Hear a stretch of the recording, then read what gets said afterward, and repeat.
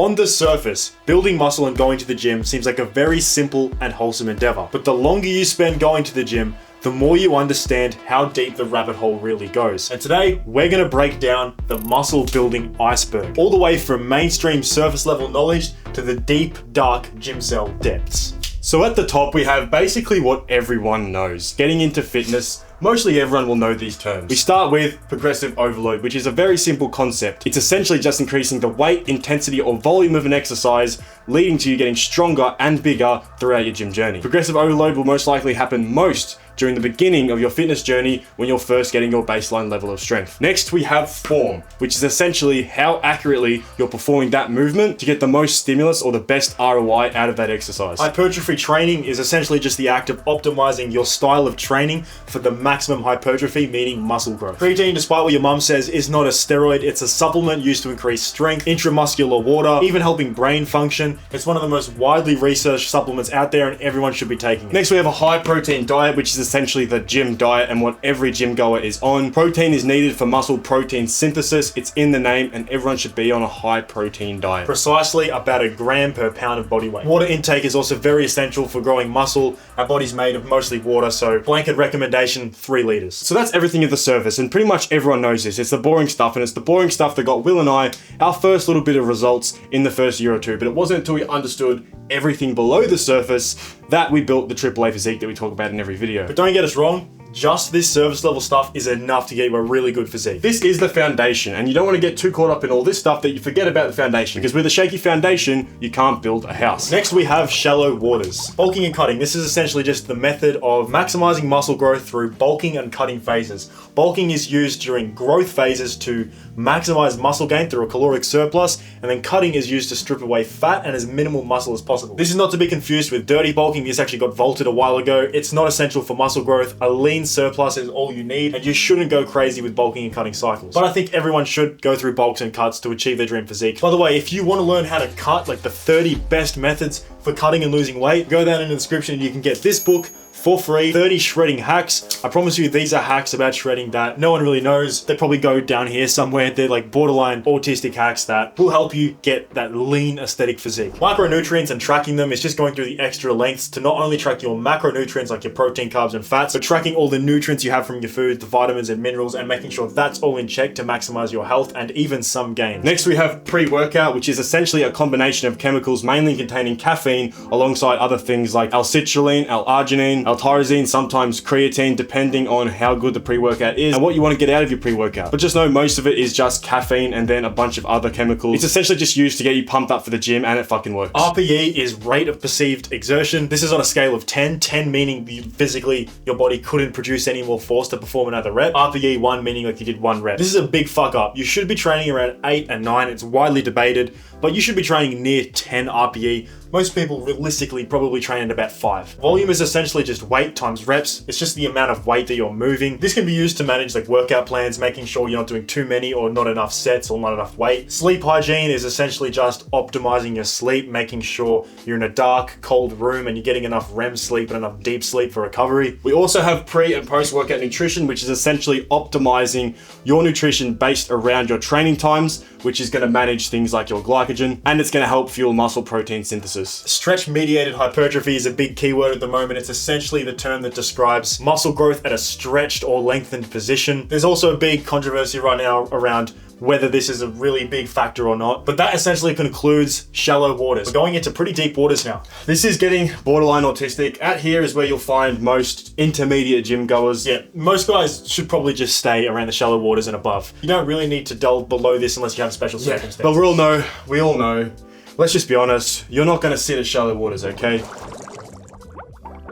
MK677, this is a growth hormone secretagogue, mainly used for hard gainers or people looking to be able to eat more. It also boosts IGF-1 and growth hormone, obviously. Me personally, I would never take this shit. I've never taken this shit. It's gonna make you hold a shit ton of water and then just eat a fuck ton as well. Another risk is insulin resistance, but this is what a lot of people take these days. Carb loading is essentially just increasing the amount of carbs you eat, most likely before training to maximize performance. Probably could have chucked it up into shallow waters, but it's pretty specific. TRT is testosterone replacement therapy. therapy. No, this isn't 300 milligrams a week. It's actual legitimate replacement therapy by a doctor. This is just replacing your hormones to what it would have been. Like, no teenager or normal sort of mid-20s guy should really be on TRT, as their levels should be normal. It's mostly for older guys whose testosterone levels are dropped and they want to bring it back to an optimal range. You know, think 700, 800, 900 nanograms a deciliter. This will increase muscle growth like fuck though. Vasodilators are exactly what they sound like. They dilate the blood vessels, allowing for more blood flow. This is Viagra, and dudes take it before the gym to get better pumps and to also appear more vascular. It does make me think, like, those guys walking around taking Cialis, are they also walking around with a hard on? SARM, selective androgen receptor modulator. This is a wide selection of compounds. Think like RAD140, S4 are among some of the most common ones. This is basically for people who don't want to take real steroids and they don't want to inject needles. These can come in oral forms, liquid forms, and they do grow muscle. These are essentially meant to only bind to the androgen receptors, which are supposed to increase muscle mass without like all the side effects that testosterone would give you, like aromatization, acne, Testicular atrophy. Yeah, a lot of those things can be mitigated with SARMs, but you won't get testosterone-like results. There's also a big debate as to whether SARMs are actually natural or not, so let us know what you think. Healing peptides have hit waves recently. These are things like BPC 157, TB 500. There's a few other ones in there. These are actually, like, from what I've heard, a miracle. This stuff really works at healing injuries and repairing muscle tissue, and especially like tendon issues. People combine BPC 157 and TB 500 together. It's called like the Wolverine stack. These can be injected directly into the site as well. So if you've got like wrist injuries, they will inject locally somewhere near the wrist. Same with like a delt issue. SERMs is very similar to SARMs, except it's a selective estrogen receptor modulator. So think of things like enclomiphene, Nolvadex. They all just block the estrogen receptor, which essentially increases testosterone. And you can actually get it to a really high range using SERMs. So like enclomiphene could take your testosterone levels above 1,000 nanograms a deciliter. People often also use SERMs to get their natural testosterone production back after blasting SARMs. So they're kind of in the same world and you don't have to inject SERMs either. And that was slightly deep water. That is also pretty common stuff that a lot more guys are doing than you'd probably think. But next we're getting into borderline stupid territory where no one should really be taking this unless they're doing like a bodybuilding competition. People really shouldn't be doing this, but they are, and we can't stop them. So let's get into it. 500 plus test. This is well away from TRT territories. This will take your body into the 3,000, 4,000, 5,000 nanogram a deciliter range. Like, you will have the testosterone of 5 men. It's a stupid amount to take, and this will cause so many health problems, lots of side effects. You'll have to take other compounds to compensate for it as well. People will most likely go above this when they're blasting. It's very rare that someone will cruise this for the rest of their life. That's when you start getting really bad issues like blood clots, heart failure, kidney issues, a whole range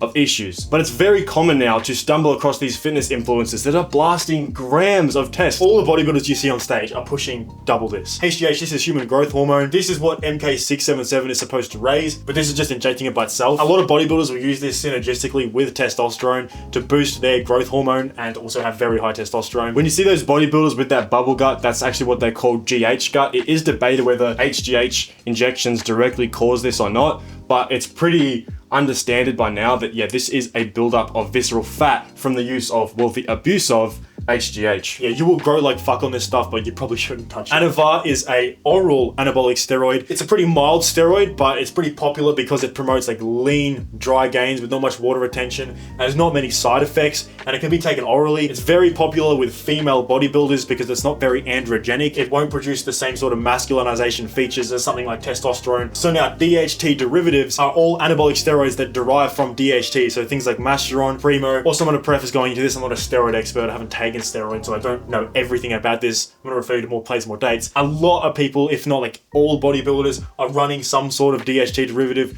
with their testosterone to get a more hard, dry look and a more full look to their muscles. They work very synergistically with testosterone, but because it is a DHT derivative, this has very androgenic effects, meaning it's going to fucking recede your hairline. This is where you see those guys in the gym with like hairy backs. They look like they've aged like 30 years in a year. This is what serious steroid users are on. EQ, also known as equipoise. This is another anabolic steroid derived from testosterone. This promotes like steady, lean gains with not much water retention, lots of vascularity, an increase in appetite. It's very popular to run alongside testosterone and things like Masteron or a DHT derivative. And that's pretty much the very deep, dark depths of like serious steroid cycles and what most bodybuilders and even probably your favorite influencers are running. You have a pretty good chance at staying alive doing all of these things, accounting for the fact that you're getting your bloods done and you're taking care of your general health and taking all the supplements and vitamins that you need to counteract all the side effects from these. But going into the deep, dark depths of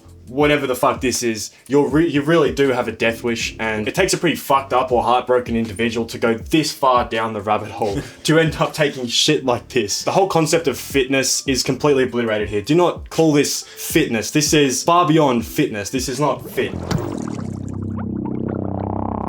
Starting with clen or clenbuterol. So clenbuterol is a stimulant that basically just heats you up and reduces your appetite, which is extremely dangerous. There are a lot of people that die from like weight loss stimulants. The body is just not meant to be in this thermogenic state where you're essentially on fire, all for the sake of getting to like 5% body fat. It's actually ridiculous. Next, we have insulin, which is injected to enhance like nutrient absorption. This can be very dangerous for bodybuilders who are on like very, very low calorie diets. You can really fuck up your gut with this and cause a lot of bloating. Next, we have the infamous Tren, which almost everyone's heard about. I mean, the actual general knowledge of Tren would be somewhere up here, but the people that are actually taking it, this is a really fucked up compound. Yeah, Trenbolone causes so many different side effects like schizophrenia, tren cough after injection, sleep apnea, excessive sweating, just a plethora of mental side effects. People genuinely go insane on tren. I have met a lot of people on tren cycles and they are completely different individuals. I'm talking constant sweating. They're very schizophrenic almost. The reason people take tren despite how many side effects it has is because it works. I mean, it's the exact reason they feed cattle with it and they just grow. Almost every IFBB pro bodybuilder is injecting tren. Yeah, Trenbolone will take years, if not decades, off your life if you take it. Next, we have synthol, which is literally an oil that is injected into body parts to make them bigger. It doesn't actually increase muscle mass. It's just injected into the site to fill it up with synthol and make the muscle look bigger. Yeah, this is what guys like Rich Piana took. If you have a look at his whole bodybuilding photos and he does like the front double bicep, you'll see it's just like one conglomerated sort of mess, and that's because he injects synthol into his arms. That's why they're like this fucking big and doesn't actually make any like sense. It wasn't specifically synthol. There's a lot of different sort of oils that can be injected to make the muscle appear bigger, but it's all sort of similar things. Honestly, synthol is what gives bodybuilders a bad rap because it's like the first thing you see on commercial TV when you look at like bodybuilders. A bodybuilder has lost control and he's got these like water balloon delts and stuff. That's synthol. That's what synthol is. Finally, we have myostatin inhibitors. Myostatin essentially inhibits muscle growth. Myostatin is mostly genetic and it sort of determines how much muscle can be held on your frame. There is a lot of people that have myostatin deficiencies or some sort of myostatin mutation where they don't have much myostatin and they can naturally just pack on a bunch of muscle mass naturally. The idea is with myostatin inhibitors, although they're not really being widely used and they're still being researched and there's not really any real examples in humans, the idea is that it inhibits your myostatin, which, if possible, is extremely fucking dangerous. I'm gonna throw up a bunch of pictures of cows, dogs, and mice, which have taken things like follistatin, and they literally like triple in size. Like it's just stupid. If someone were to somehow manage to perform something like this on themselves, I mean, it could possibly be the future of steroids, but we never know. Like with the way steroids are advancing, it's going pretty quick. There's stuff coming out all the time that more and more people are injecting. If you think about even peptides, just a couple years ago, no one was doing peptides, and now it seems everyone's doing peptides. So as you guys can probably tell, we know a lot about fitness, and well, we had to because our starting point, let's just say it wasn't the best. But the good part about us being so autistic about fitness is that our clients get results like this every single time. So if you are stuck spinning the wheels constantly, not being happy with the progress you're making, and you're trying to lose weight, get shredded, and build the AAA physique, which is aesthetic, attractive, and athletic, you can go in the description, book a free call, and we can have a chat, no pressure. We will just discuss a game plan going forward so you can get insane results like this. Subscribe to the channel, and I'll see you next time.